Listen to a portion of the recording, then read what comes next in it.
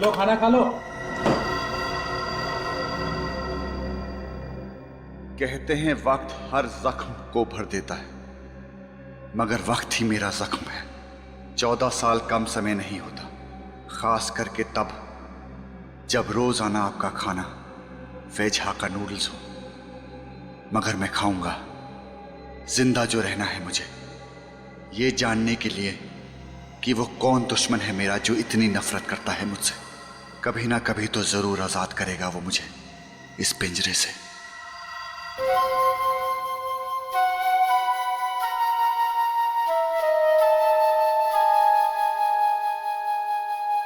वही धुन फिर से।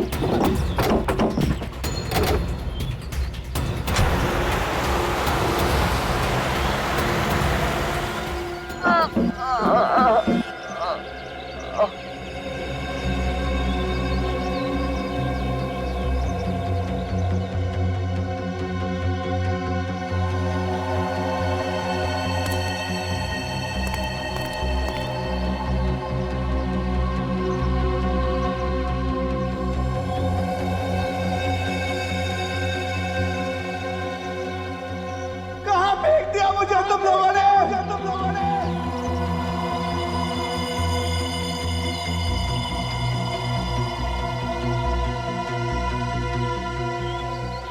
बंदूक? उसने मुझे बंदूक क्यों दी?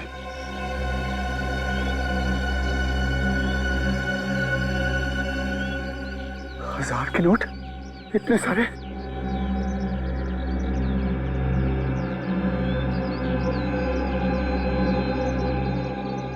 ये कैसा मोबाइल फोन?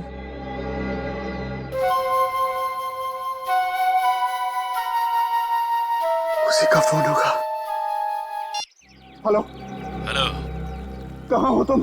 परेशान होने की जरूरत नहीं है। मैं जानता हूँ तुम्हारे वक्त में मोबाइल फोन्स बहुत कम इस्तेमाल होते थे, और ये 1000 के नोट जो मैंने तुम्हें दिए हैं वो तो थे ही नहीं तुम्हारे जमाने में। कौन हो तुम? क्या फर्क पड़ता है कि मैं कौन हूँ? तुमने मुझे 14 साल उस कमरे में क्यों बंद कर रखा? मैं तुझे मिलना चाहता हूँ। मैं जानना चाहता हूँ कि मैंने क्या किया था। तुमने मुझे क्यों किडनैप किया? सब कुछ बहुत जल्द पता चल जाएगा। पैसे और गन तुम्हारी मदद करेंगे। मैं भी तुमसे मिलने के लिए बहुत बेताब हूँ। 3 दिन देता हूँ, सिर्फ 3 दिन में मुझ तक पहुँचो और मुझे खत्म कर दो। मार सको तो मार दो। हेलो! मैं तुझे ढूंढ निकालूंगा, मैं तुझे नहीं छोड़ूंगा।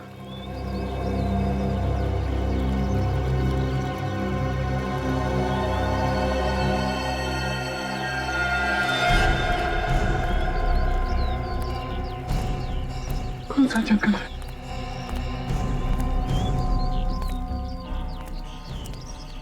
कौन सा जंगल है?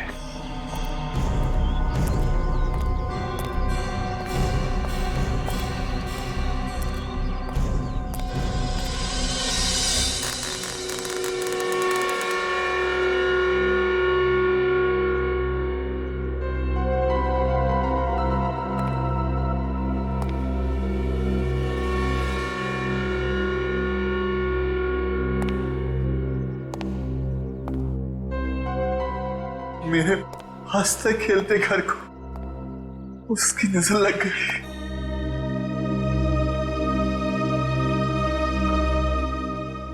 छोड़ूंगा नहीं मैं उसको। उसने मेरी जिंदगी बर्बाद कर दी, मेरा घर बर्बाद कर दिया। मैं उसे ढूंढ कर ही निकालूंगा, ढूंढ कर ही निकालूंगा।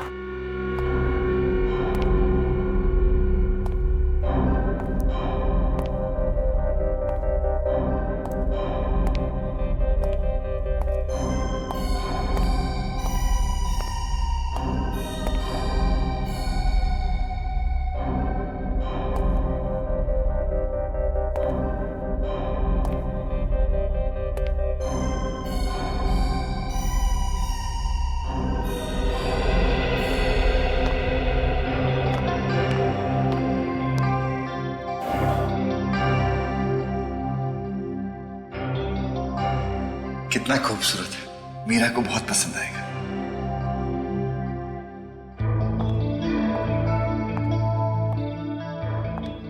क्या बात है, बड़े खुश लग रहे हो। खुशी की बात है। आखिर क्या बात है, हमें भी तो पता चले। बताता हूँ, थोड़ा सब्र करो। सब्र का फल मीठा होता है। कितना सुखी परिवार था हमारा। मेरी मीरा बेटी कैसी है? कितने खुश थे। अब तुम बाहर जाओ, मैं आता हूं।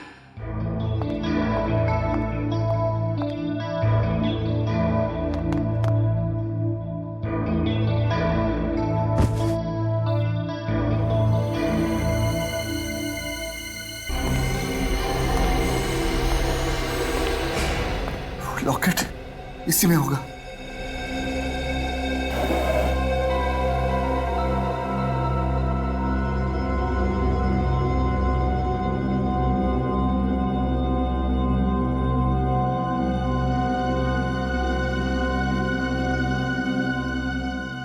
इसे मैं अपने पास रख लेता हूं। इसमें एक डायरी होगी, इसमें होगी ये रही।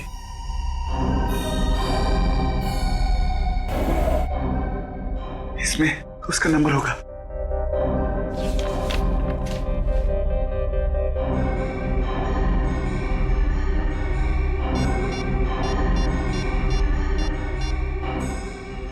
हेलो गिरीश, मैं देव। कहाँ है तू? कैसा है? कहाँ था इतने साल? गिरीश, मैं ये सब फोन पर नहीं बता सकता। क्या हम मिल सकते हैं? बिल्कुल मिल सकते हैं, वहीं मिलेंगे अपने पुराने अड्डे पे। टटारा डिस्कोथेक 8 बजे। तुम महेश खूनी, मैं जानता था कि तुम एक ना एक दिन वापस जरूर आओगे। तुमने क्या सोचा था कि 14 साल के बाद भागकर वापस आने पर तुम्हें मिलने वाली सजा से तुम बच जाओगे? मैंने कोई गुनाह नहीं किया। तुमने अपनी बीवी प्रिया का खून किया है। मैं अभी सीआईडी को फोन लगाता हूँ। सीआईडी को फोन मत करना। महेश, अरे सीआईडी को फोन मत करना। तुम्हारे पास बंदूक है तो मुझे फोन लगाना ही पड़ेगा।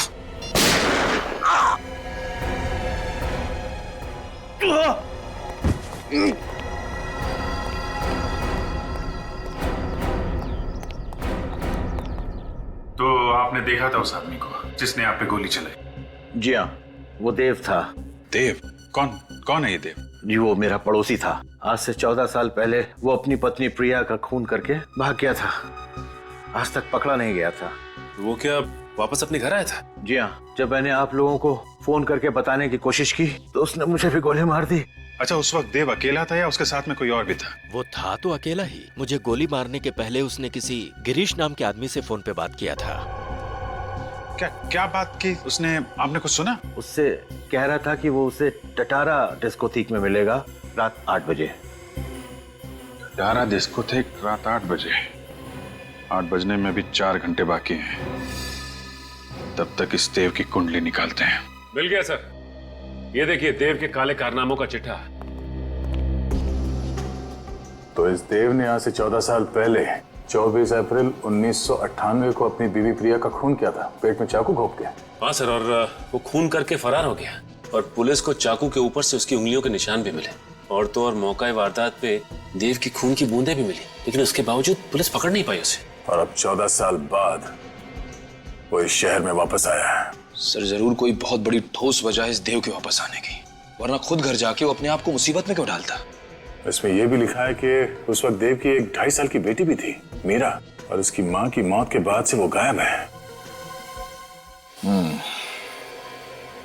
आ रहा है ना आज रात ये देव टटारा डिस्कोथेक में। बहुत सारे सवालों के जवाब देने इस देव को।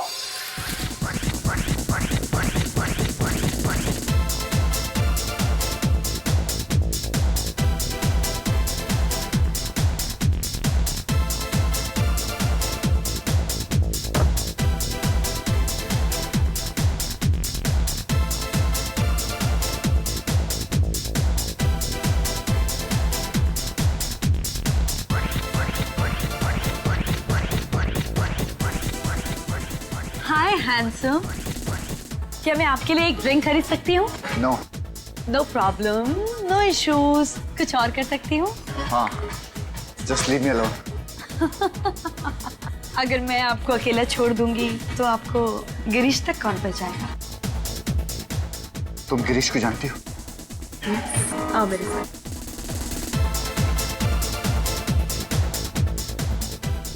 गिरीश, देखो तुमसे मिलने देव आया है।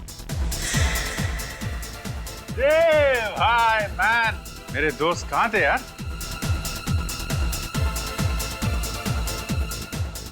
क्या मजाक है? ये गिरीश नहीं है। सही पहचान, मैं बाराती हूँ, तुम्हारी बारात में शामिल होने आया हूँ। देव, अरे मेरे दोस्त, यार मैं तुम्हें ढूंढ रहा था। कैसा है तू? हाँ, चल घर चले। मैंने तुमसे बहुत सारी बातें करनी है। कोई कहीं नहीं जाएगा, पहले तुम लोग ससुराल चलोगे। ससुराल? हाँ ससुराल, सीआईडी ब्यूरो। CID bureau? मेरे पास वक्त नहीं है। वक्त तो मेरे पास भी नहीं है। जो जुर्म आप लोग मुझसे कबूल करवाना चाह रहे हो वो मैंने किया ही नहीं है। झूठ बोल रहे हो तुम। अपनी बीवी प्रिया का खून तुमने ही किया। मैं तो उससे स्कूल के दिनों से ही प्यार करता था। स्कूल के दिनों से? मतलब तुम और प्रिया के एक ही स्कूल में पढ़ते थे? कौन से स्कूल में पढ़ते थे तुम? एक ही स्कूल में नहीं सर, मैं ग्रीन हॉर्न्स में था और वो एसके स्कूल में। मैं उससे जान से भी ज्यादा प्यार करता था। मैं उसका खून क्यों करूंगा? ये सच कह रहा है सर। आप? मेरा नाम गिरीश है, मैं देव का दोस्त हूँ। प्रिया भाभी और देव के प्यार की मिसाल तो हम सभी दोस्त दिया करते थे। अगर तुमने खून नहीं किया तो इतने साल तक कहाँ गायब रहे? पुलिस से डर के भाग क्यों रहते तुम? मैं नहीं भागा। तो क्या 14 साल से हिमालय में जाकर बैठे थे समाधि लगाकर? सर मैं किडनैप हो गया था। किडनैप? वो भी 14 साल के लिए? हाँ। मतलब 1998 से लेके 2012 तक तुम किडनैपर की कैद में थे? हाँ। किसने किया था तुम्हें किडनैप? मुझे नहीं पता सर। है? पता नहीं? तुम कह रहे हो कि किसी ने तुम्हें 14 साल तक किडनैप करके रखा, और अब कह रहे हो कि तुम्हें पता नहीं किसने किडनैप किया तुम्हें? मैं कभी उसका चेहरा नहीं देख पाया और ना ही उसने कभी अपना नाम बताया। चलो नाम नहीं सही, वजह तो बताई होगी किडनैप करने की। मुझे कोई वजह नहीं बताई उसने। वजह भी नहीं बताई, और तुम चाहते हो कि हम तुम्हारी इस कहानी पर विश्वास करें कि तुम्हें 14 साल के लिए किसी ने किडनैप किया था, कैद में रखा था, मगर किसने किया ये तुम्हें पता नहीं, क्यों किया ये भी तुम्हें पता नहीं। तो फिर चलो ये बताओ, कहां पे रखा था तुम्हें किडनैप करके? बताओ। मुझे नहीं पता सर, बस एक कमरा था जिसमें टीवी, फ्रिज, एसी, सारी सुविधाएं दी थी। मैं उसे नहीं जानता और ना मुझे पता था कि मैं उस कमरे में 14 साल रहने वाला हूं। तुम्हारी इस कहानी पर हमें बिल्कुल विश्वास नहीं, फिर भी और एक मौका देता हूं तुम्हें। सच सच बताओ, बिल्कुल शुरू से, जिस दिन तुम किडनैप हुए थे उस दिन से। 21 अप्रैल 1998। मेरी छोटी सी जिंदगी बड़े सुकून से कट रही थी। सारी खुशियां थी मेरे पास। मैं, मेरी बीवी प्रिया और हमारी नन्ही सी बच्ची मीरा। कितना खूबसूरत है, उसे बहुत पसंद आएगा।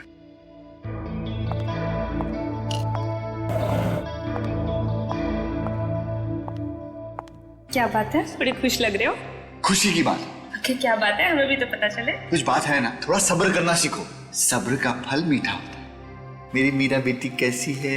अच्छा, इसे लेकर बाहर जाओ, मैं आता हूँ। तुमने बताया नहीं क्या बात है। तुम जाओ तो मैं आता हूँ, बताता हूँ।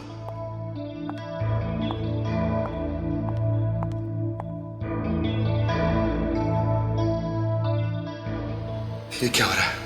और फिर मैं बेहोश हो गया।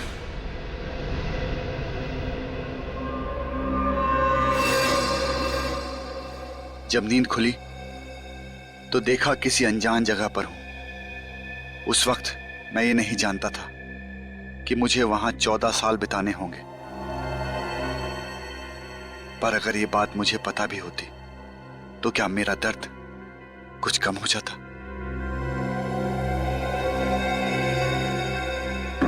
दरवाजा खोलो। मुझे अंदर क्यों बंद कर दिया? अरे कोई है? कोई सुन रहा है? मुझे अंदर क्यों बंद किया तुम लोगों ने?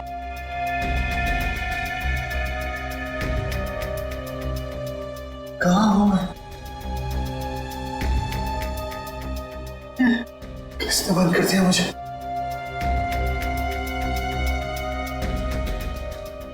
खिड़की नहीं, टीवी है, सारी सहूलतें। इसने मुझे सब कुछ दिया, लेकिन काल कोठरी में क्यों बंद कर दिया? ये लो खाना। आप लोग कौन है? मुझे क्यों बंद कर रखा है? आप लोगों को पैसा चाहिए ना, मैं दिलवाऊंगा। मुझे छोड़ दो। उसके पास पैसों की कमी नहीं है। किसके पास? क्या नाम है उसका? मुझे बताओ उसका नाम। वो तुम्हें जल्द ही पता चलेगा। छोड़ो। अरे छोड़ो। और फिर एक दिन 4 लोग अंदर आए। कौन है आप लोग? मैं समझ नहीं पा रहा था क्यों पकड़ रखा? कि वो मेरा खून क्यों ले जा रहे हैं। मेरा खून क्यों ले लिया? जाने से पहले उन्होंने मेरा ग्लास भी ले लिया। ग्लास? उन्होंने ऐसा क्यों किया था? अरे कहाँ जा रहे हो आप लोग? अरे मेरा खून क्यों ले जा रहे? मेरा खून, मुझे छोड़। ये उस दिन मुझे समझ में आया जब मैंने न्यूज चैनल पर देखा कि आज सुबह देव नाम के सिविल इंजीनियर ने अपनी पत्नी प्रिया की चाकू मारकर हत्या कर दी। चाकू पर देव की उंगलियों के निशान और फर्श पर उसकी खून की बूंदें इस बात की पुष्टि करती हैं कि खून देव ने ही किया है। देव फरार है। पुलिस को उसकी तलाश है। देव और प्रिया की एक 2.5 साल की बेटी मीरा भी थी, जिसका फिलहाल कोई पता नहीं चल पा रहा। पुलिस का मानना है कि देव उसे अपने साथ ले गया है।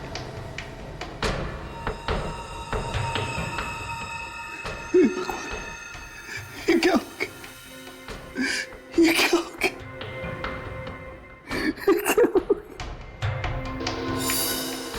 क्यों मारा तुमने प्रिया को? मैंने क्या बिगाड़ा था तुम्हारा? क्या बिगाड़ा था?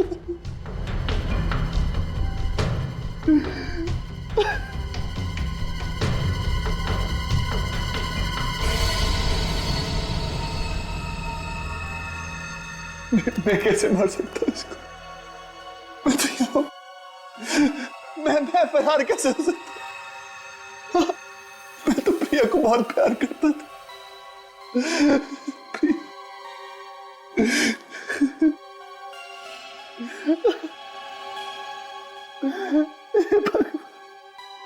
ये क्या हो गया? मीरा, मेरी बच्ची मीरा कहाँ हो गई? मीरा का क्या किया तुमने? मेरी बच्ची कहाँ है? मैंने क्या बिगाड़ा है तुम्हारा? मुझे माफ कर दो। मेरी बच्ची मुझे वापस दे दो। और इस तरह उस इंसान ने मेरी हंसती खेलती जिंदगी बर्बाद कर दी। अब मेरी जिंदगी का सिर्फ एक ही मकसद है, बदला। उससे मारकर मैं फांसी भी चढ़ जाऊं तो मुझे परवाह नहीं, मुझे परवाह नहीं। तुम्हारी बेटी मीरा वो कहाँ है? पता नहीं कैसी होगी, मुझे ये भी नहीं पता। किस हाल में होगी मुझे ये भी नहीं पता। हौसला रखो देव, तुम कानून को अपने हाथ में नहीं लोगे। सीआईडी वाले उस खूनी को सजा जरूर दिलाएंगे और तुम्हारी बेटी मीरा को भी ढूंढ निकालेंगे। मुझे लगता है कि जरूर ये काम किसी पुलिस ऑफिसर या फोरेंसिक के डॉक्टर का होगा, वरना देव की उंगलियों के निशान उठाकर हथियार पे डालना और फिर ब्लड सैंपल्स को ठीक जगह पे गिराना, ये किसी अनाड़ी आदमी का काम नहीं हो सकता सर। बिल्कुल सही कह रहे हो तुम। एक बात बताओ देव, ये गन और फोन ये तुम्हें किसने दिए, कहाँ से आए? उसी ने दिए थे, मेरी सूट की जेब में रख दिए थे और उसका फोन भी आया था प्राइवेट नंबर से। प्राइवेट नंबर से फोन आया था? क्या कहा उसने? कि अगर 3 दिन में मैंने उसे नहीं ढूंढ निकाला तो वो मुझे मार देगा। मेरे दोस्त की जान बचा लीजिए सर, इतने सालों के बाद मिला है मुझे ये, मैं इसे फिर से खोना नहीं चाहता। आप चिंता मत करो, आपके दोस्त देव को कुछ नहीं होगा। सर ये आदमी काफी पहुंचा हुआ है, क्योंकि प्राइवेट नंबर्स तो ऐसे ही किसी को नहीं मिलते। देव, वो आवाज कुछ जानी पहचानी सी लगी तुम्हें जब तुमने फोन पे बात किया उससे? नहीं सर। चलो उस जगह के बारे में तो बताओ, याद करो, जरा दिमाग पर जोर डालो, बताओ। सर बस एक कमरा था, उस कमरे में कोई खिड़की नहीं थी, बाहर से किसी की कोई आवाज नहीं आती थी। मैं तो किसी इंसान की आवाज सुनने को तरस गया था सर। फिर भी कुछ तो सुना होगा, वहां बाहर से कोई आवाज आई होगी, कोई अजीब सी आवाज। बस हाँ सर, एक धुन जिसके सुनने के बाद मैं बेहोश हो जाता था। धुन सुनते थे और बेहोश हो जाते थे? जी सर। अच्छा, और कुछ? हाँ सर, हवाई जहाज उड़ने की आवाज दिन भर आया करती थी सर। हवाई जहाजों की आवाज है? इसका मतलब है दया, वहां पे एयरपोर्ट है करीब ही, जहां पर देव को कैद करके रखा था। कुछ और खास बात? देखो देव, छोटी सी छोटी बात भी हमारे लिए काम की हो सकती है, बताओ, सोचो। हाँ सर, वो लोग मुझे दिन रात एक ही किस्म का खाना देते थे सर। रोज एक ही किस्म का खाना? हाँ सर, 14 साल दिन रात मैंने एक ही चीज खाई है, नूडल्स, सिर्फ नूडल्स, सिर्फ नूडल्स। देव, ये बताओ, क्या कभी इस नूडल्स का स्वाद बदला है या एक ही स्वाद था, एक ही किस्म के, एक ही तरह के नूडल्स? नहीं सर, 14 सालों में उसका स्वाद कभी नहीं बदला। उसका स्वाद आज भी मुझे याद है। मेरी जुबान पर खुदरा हुआ है सर उसका स्वाद। आई एम सॉरी देव, लेकिन तुम्हें एक बार और वो नूडल्स खाने पड़ेंगे हमारे लिए।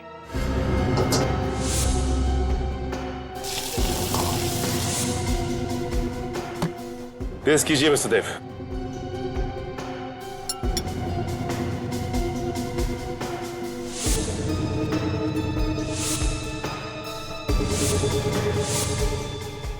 ये नहीं है। इस रेस्टोरेंट का शेफ कौन है? ये वो नूडल नहीं है। मुझे नहीं लगता ये नूडल खाने के बाद मैं और कभी नूडल खा पाऊंगा। इतना घटिया बना है।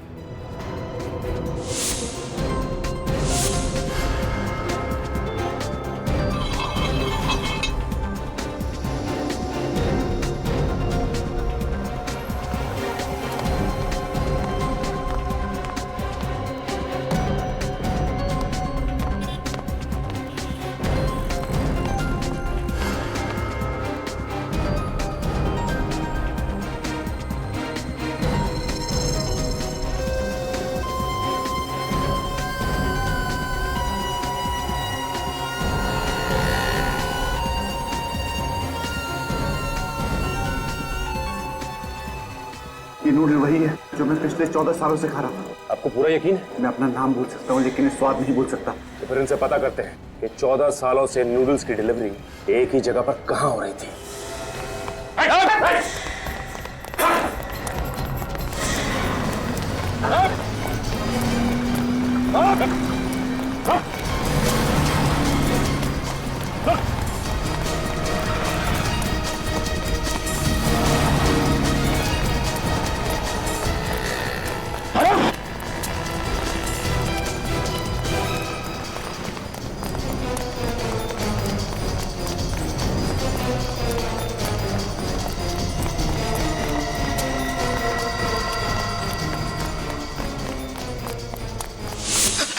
अरे बटलर, तुम यहाँ क्या कर रहे हो? मेरे पीछे वो सीआईडी। नहीं, नीचे।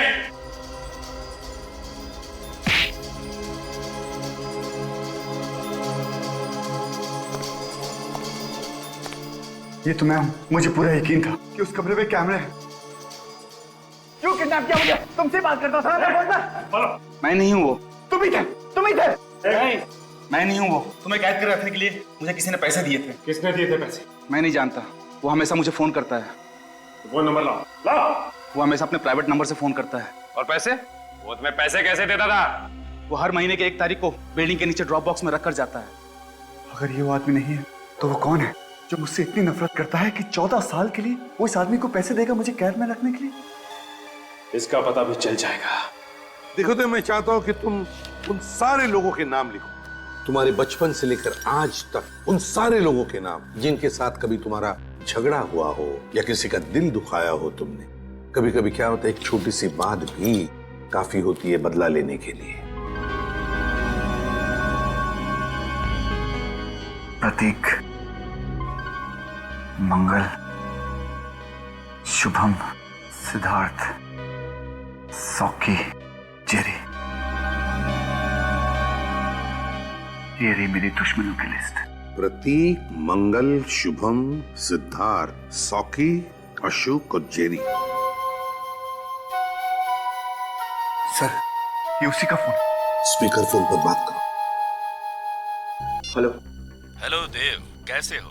बाहर मजा आ रहा है कि नहीं? जब तक तुझसे मुलाकात नहीं होगी मजा कैसे आएगा? 24 घंटे, बस 24 घंटे और बचे, फिर हम दोनों आमने सामने होंगे। अपनी जिंदगी का आखिरी दिन खुलकर जी लो देव। तुझे जितना जीना है जी ले। जिस बिल में छुपा है छुपा रहे। तुझे पताल से भी ढूंढ कर निकाल लूंगा। जब सीआईडी वाले पास खड़े हों तो चीटी के भी पर निकल आते हैं। अगर तुझे लगता है कि सीआईडी वाले तेरी जिंदगी बचा पाएंगे तो तू बहुत बड़ा बेवकूफ है। अपनी दुश्मनों की लिस्ट में मेरा नाम लिखना भूल गया देव। कौन हो तुम? सामने क्यों नहीं आते? मुझसे मिलते क्यों नहीं तुम? जल्दी मिलूंगा, तब तक अपनी मौत का इंतजार कर। Hello, hello. इसे कैसे पता चला कि देव के आसपास क्या हो रहा है? कोई पीछा कर रहा है हमारा, हम पे नजर रख रहा है। लेकिन फ्रेडी, उसे तो ये भी मालूम है कि देव इस वक्त सीआईडी ब्यूरो में बैठा है और अपने दुश्मनों की लिस्ट बना रहा है। कहीं कोई सीक्रेट कैमरा तो नहीं लगवा दिया उसने यहाँ पे?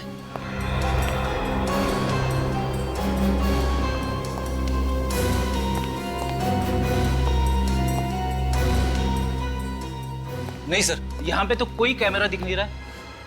क्या मतलब सर?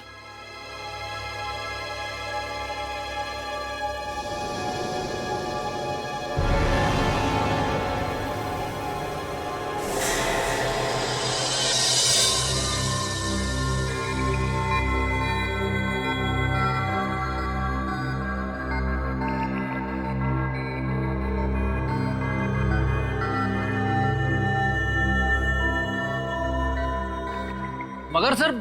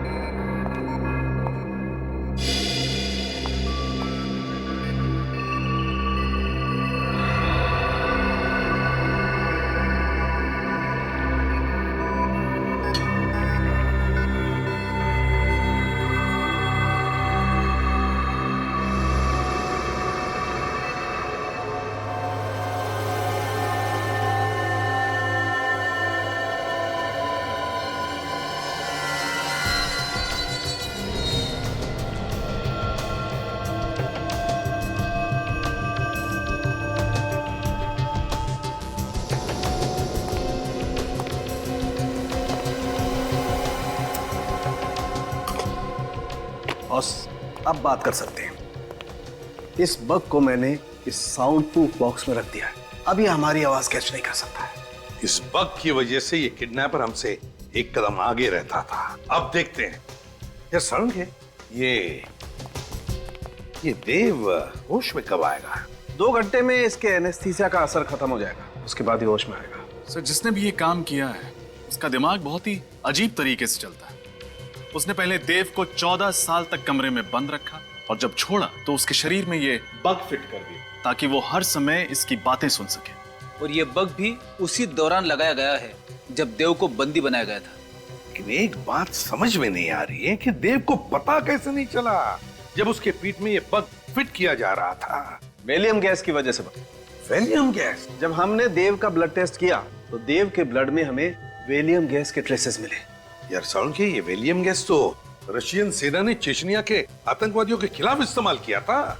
बिल्कुल। अब बॉस, इसकी बॉडी में हमें विटामिन डी भी बहुत कम मात्रा में मिला है। सारंगे, जब भी कोई आदमी 14 साल से सूरज की रोशनी से दूर रहेगा तो यही होगा ना। सिर्फ इतना ही नहीं सर, इसके खून में से हमें स्नोडन थर्लवेल नाम की दवाई भी मिली है। स्नोडन थर्लवेल? ये कौन सी दवाई है? सर, ये दवाई स्किज़ोफ्रेनिया के इलाज के लिए इस्तेमाल की जाती है। स्किज़ोफ्रेनिया एक तरह की दिमाग की बीमारी होती है ना? अरे हाँ फ्रेडी, बिल्कुल ठीक कहा तुमने। सर, लेकिन वो किडनैपर ये दवाई देव को क्यों दे रहा था? ताकि देव अपना मानसिक संतुलन बनाए रखे। बॉस, अगर किसी इंसान को 14 दिन भी छोटे से अंधेरे बंद कमरे में कैद करके रखा जाए तो अकेलेपन और अंधेरे की वजह से वो अपना मानसिक संतुलन खोने लगता है। खाली दिमाग शैतान का घर। और इस बेचारे देव को तो पूरे 14 साल तक इसी तरीके से अंधेरे बंद कमरे में कैद करके रखा गया था। रजत, ये किडनैपर जरूर चाहता होगा कि 14 साल के बाद में जब देव बाहर निकलेगा तो अपने पूरे होशो हवास में रहेगा। हाँ सर, लग तो ऐसा ही रहा है। अब जिसने भी ये काम किया है उस तक पहुंचना बहुत जरूरी है। वो तो हम पहुंच कर ही रहेंगे।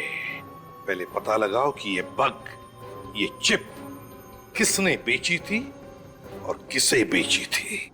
क्या तारीख बताई थी आपने? 2 सितंबर 2010 और उस बग का बैच नंबर है X91PXB4। X91PXB4, 2 सितंबर 2010। जी हाँ। ये बग दी थी हमने, यही नंबर था। ये बग किसको दी थी आपने? इंस्पेक्टर ऋषभ। इंस्पेक्टर ऋषभ? इस इंस्पेक्टर ऋषभ को 2 साल पहले सस्पेंड कर दिया गया था। मगर क्यों? कमिश्नर साहब ने इसको रिश्वत लेते हुए पकड़ लिया था। इस ऋषभ का एड्रेस चाहिए हमें। एड्रेस तो आपको मिल जाएगा, लेकिन इस मुलाकात की खबर किसी को भी नहीं होनी चाहिए। आप चिंता मत कीजिए। सर, हमें तो शुरू से ही शक था कि इस जुर्म में किसी पुलिस वाले या फिर किसी फोरेंसिक डॉक्टर का हाथ है। हाँ, लेकिन रजत, ये ऋषभ ही वो कड़ी है जो हमें देव के किडनैपर तक ले जा सकती है। लेकिन पुलिस वाला होने के बावजूद भी ऐसा गंदा काम। सर, कहीं ऐसा तो नहीं कि इसे पहले ही पता चल गया कि हम लोग यहाँ आ गए? एक काम करो, दरवाजा तोड़ दो। सर।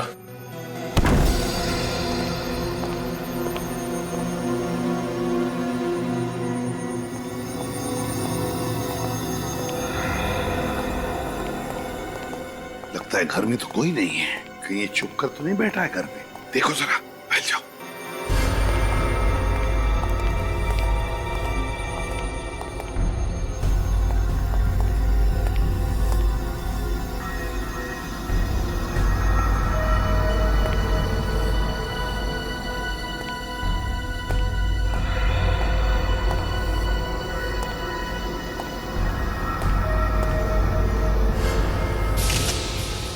सर, हाँ,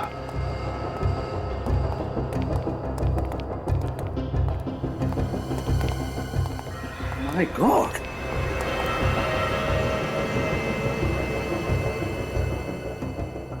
कहीं ये ऋषभ तो नहीं? बहुत बुरी तरह से चाकू से वार किए लगता है। कम से कम 5-6 वार तो है। सर हो सकता है ये काम देव के किडनैपर्स का हो। हाँ सचिन, हो सकता है। उसे पता चल गया होगा कि वो बग जो फिट किया था वो काम नहीं कर रहा है, इसलिए ऋषभ को मार डाला।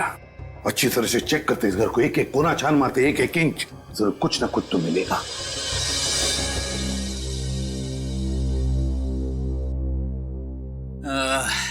ये रही मेरी अगली चाल। ये गया आपका प्यादा। फंस गए ना जाल में। 1, 2, 2.5 आपकी रानी गई। मैं तो अपनी रानी पहले ही खो चुका हूं। आई एम सॉरी यार, मैं समझ सकता हूँ कि तुम्हारे दिल पे क्या बीत रही होगी।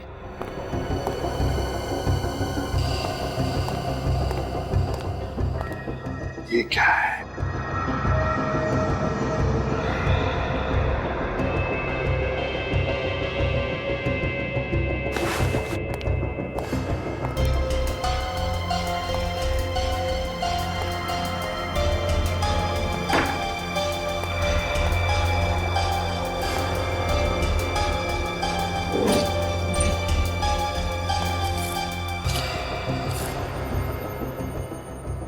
Greenhorn school, class of 1985, reunion. Rajat, Sachin, ये देखो क्या मिला है। Greenhorn school, class of 1985, reunion. Greenhorn school? इसका मतलब ऋषभ भी ग्रीनहॉर्न स्कूल में पढ़ता था? सिर्फ ऋषभ ही नहीं, देव भी इसी स्कूल में पढ़ता था। कहीं ऐसा तो नहीं कि ये खूनी, ये देव का दुश्मन भी इसी स्कूल में पढ़ता था? हाँ सर, हो सकता है। लेकिन सर इस देव ने कभी इस स्कूल में पढ़ने वाले किसी आदमी का जिक्र नहीं किया। वही तो, क्यों नहीं किया जिक्र? नहीं, कुछ तो गड़बड़ है। काम करो, इस देव से बात करो, फ्रेडी को फोन लगाओ और उससे पूछो कि याद करके बताए, अच्छी तरह से याद करके बताए कि क्या जब वो स्कूल में था तब उसकी किसी के साथ कोई दुश्मनी थी क्या? अब 1 मिनट। Hello sir. हाँ फ्रेडी, देव तुम्हारे सामने। 1 मिनट के लिए भी मैंने अपनी आंखों से ओझल नहीं होने दिया देव को। मैं जानता हूँ सर, 3 दिन हो चुके हैं, देव की जान को खतरा है। अच्छा देव से बात करो। देव, लाइट कैसे चली गई? बिजली का बिल तो भरा था ना मैंने। फ्रेडी क्या हुआ?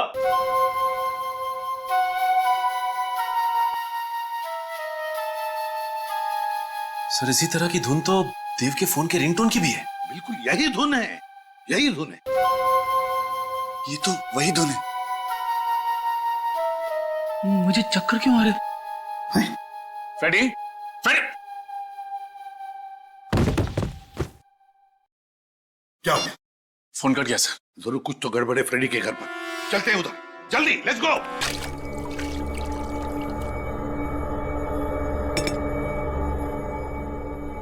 Good morning Dev uncle. कौन हो तुम? मैं आपको आजाद करने के लिए आई हूँ। जिस तरह से मेरे पापा ने आपको 14 साल की उम्र कैद से आजाद किया, वैसे ही मैं आपको इस दुनिया से आजाद करूंगी। कौन है तुम्हारे पापा? ये आप नहीं जान सकते। अपने सबसे बड़े दुश्मन का नाम जाने बगैर ही आप मर जाएंगे।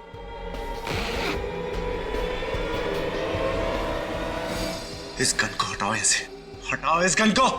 रुक जा, तुम ऐसा नहीं कर सकती। सीआईडी से पंगा मत लो। क्या हुआ, डर गए? इतने बड़े होकर डर गए? जब गोली चलती है ना, तब कुछ समझ में नहीं आता। गोली चलने के पहले का पल ही डरावना होता है, और ये डर तुम्हारे दिमाग में है। सोचना बंद कर दो तो डर अपने आप ही चला जाएगा और फिर सब कुछ ठीक हो जाएगा। कौन हो तुम? तुम्हारे पापा कौन है? कौन है तुम्हारे पापा? कौन है तुम्हारे पापा? प्रभात कुमार। प्रभात कुमार? हाँ, प्रभात कुमार। तुमने क्या सोच लिया मैं तुम्हें नाम बताए बिना ही मार दूंगी? ये नाम जानना तुम्हारे लिए बहुत जरूरी है, क्योंकि यही वो नाम है जो मरने के पहले तुम्हारी कानों में गूंजेगा। कौन प्रभात कुमार? मैं किसी प्रभात कुमार को नहीं जानता। फिर तो तुम मेरी माँ को भी नहीं जानते होगे। कौन है तुम्हारी माँ? चित्रांगदा कुमार, जिसका तुमने बेरहमी से खून कर दिया। मैंने किसी का खून नहीं किया। अपने पापा को यहाँ बुलाओ। वो तुम्हारी वजह से पहले ही बहुत कुछ सह चुके हैं, उन्हें यहाँ बुलाने की कोई जरूरत नहीं है। बहुत बातें हो गई, अब तुम्हारे मरने का वक्त आ गया है। रुक जा, रुक जा, तुम ऐसा नहीं कर सकती।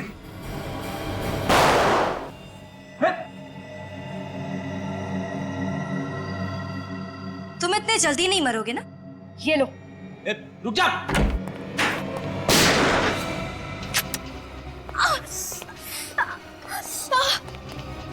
मरने के बारे में सोचना भी मत। कौन हो तुम लोग? सीआईडी। देखो जल्दी से हॉस्पिटल ले चलो, जल्दी। संभल के, संभल के।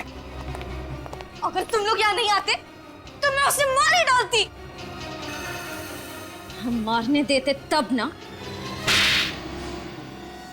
इतनी कम उम्र में इतनी नफरत किस लिए? हा? बचपन से मेरी जिंदगी का एक ही मकसद रहा है, बदला। देव से अपनी माँ की मौत का बदला। इस बदले और नफरत के बीज को बोया किसने तुम्हारे दिल में? तुम्हारे पापा प्रभात कुमार ने?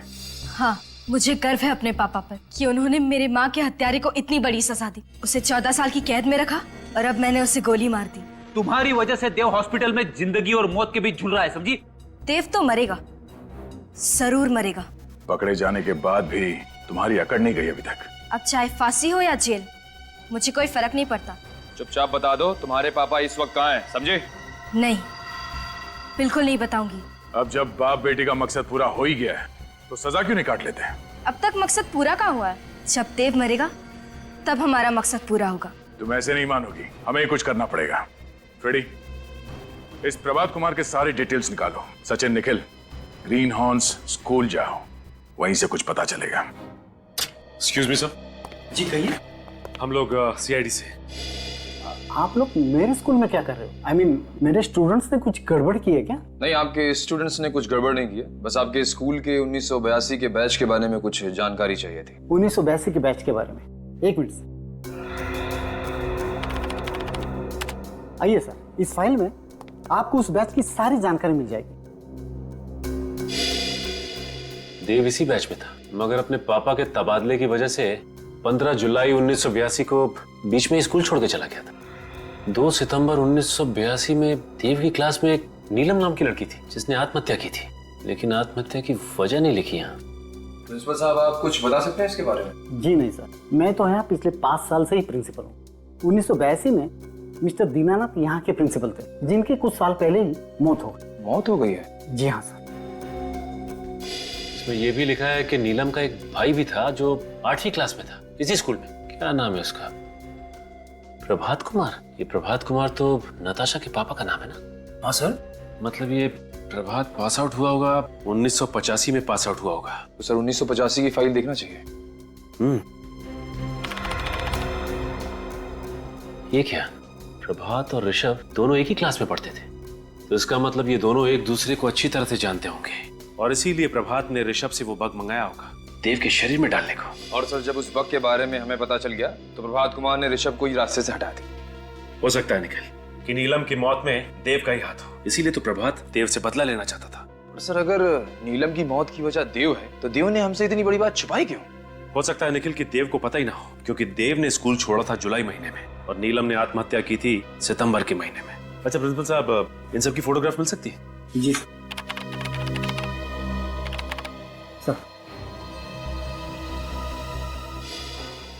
ये है देव और ये नीलम। तो सर, इस फाइल में ऋषभ और प्रभात का भी फोटो होना चाहिए।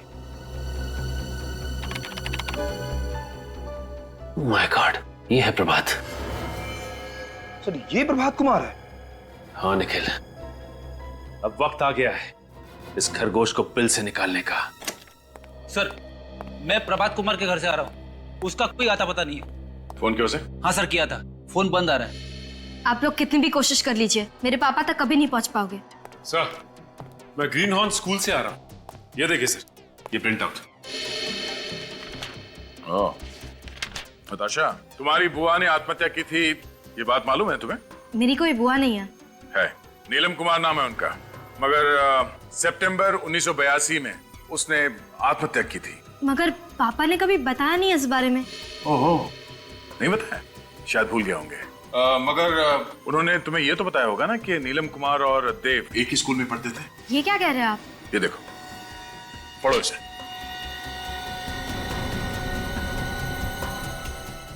पापा ने इतनी सारी चीजें मुझसे छुपाई क्यों? तुम्हारे पापा ने तुम्हारा इस्तेमाल किया, तुम्हारी माँ की मौत का बदला लेने के लिए नहीं, बल्कि तुम्हारी बुआ की मौत का बदला लेने के लिए।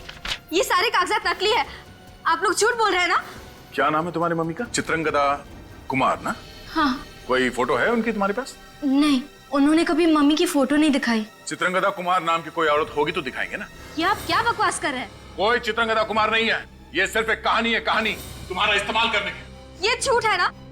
तुम्हारे मम्मी पापा की शादी कब हुई थी? 25 फरवरी 1993।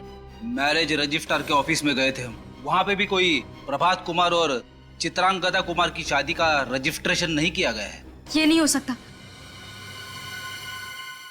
अच्छा, ये बात है। आप लोगों को लगता है कि आप लोग मुझे इन सब बातों में फंसाकर उल्लू बनाओगे, तो मैं आपको अपने पापा का पता बता दूंगी, है ना? मैं आपको अपने पापा का पता नहीं बताऊंगी। तुम्हारे पापा हैं कौन, ये पता भी है तुम्हें? क्या मतलब? दया, हमारा शक सही था। ये पढ़ो। ये क्या है? DNA report. तुम्हारी डीएनए रिपोर्ट मिस्टर देव के डीएनए रिपोर्ट से मैच करती है। मिस्टर देव तुम्हारे पापा हैं, तुम्हारे असली पापा प्रभात कुमार नहीं। ये रिपोर्ट्स नकली है ना? ये सब झूठ है, आप लोग झूठ बोल रहे हैं ना? यही सच है। तुम्हारे गाल पे जब ये तिल देखा था हमने, हमें उस वक्त शक हुआ था कि शायद तुम मीरा हो, देव और प्रिया की बेटी। ये नहीं हो सकता। मीरा, तुम्हारी माँ का हत्यारा प्रभात कुमार है। उसी ने प्रिया को मारा और प्रिया के खून का इल्जाम देव के सर पे डाला, और फिर एक बेटी के हाथों बाप को मरवा के बदला लेना चाहता था। ये नहीं हो सकता। इस प्रभात ने बड़ी लंबी प्लानिंग की थी। उसने सोचा कि एक बेटी से बाप का खून करवा दूंगा, इस तरह मीरा को फांसी हो जाएगी और देव का सारा खानदान खत्म। हे भगवान, ये मुझसे क्या हो गया? मैंने अपने हाथों से अपने पापा पर गोली चला दी। ये क्या कर दिया मैंने? मैं प्रभात कुमार को नहीं छोड़ूंगी, मार डालूंगी उसे। मीरा, प्रभात कुमार के पापों की सजा कानून देगा उसे। तुम हमें सिर्फ ये बताओ कि वो है कहाँ।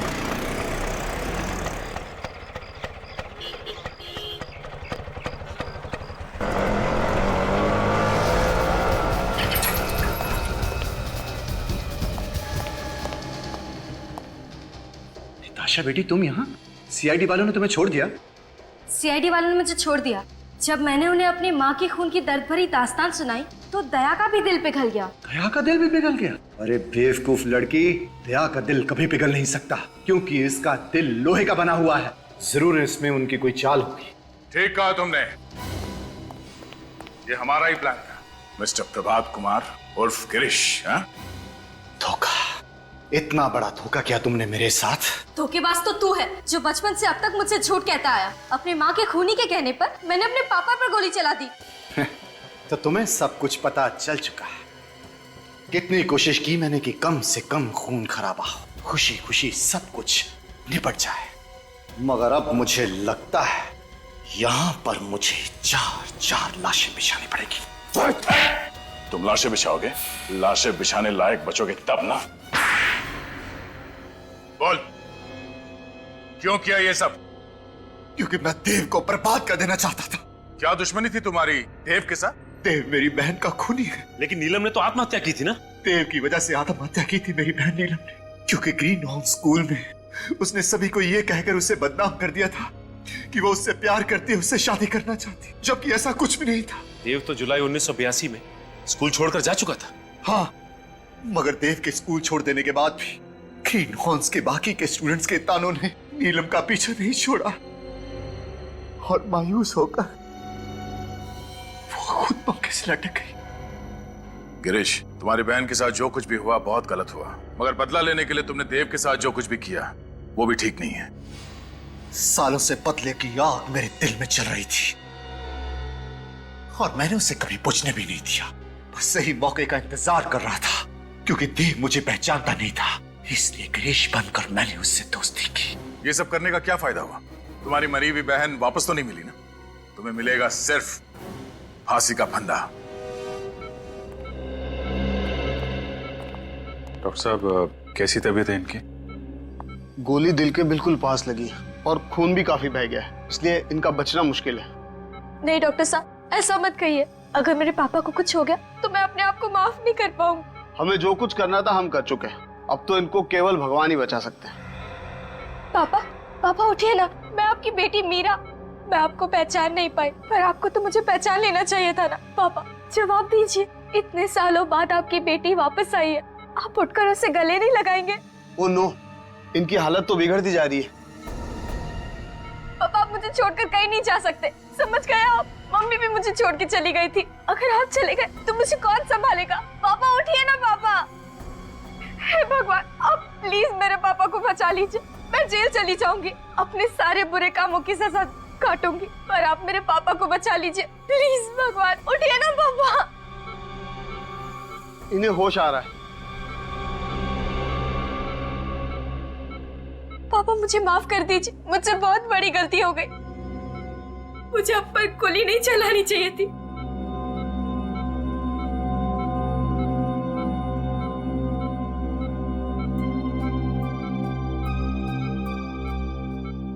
चौदह सालों से मैंने रखा हुआ था।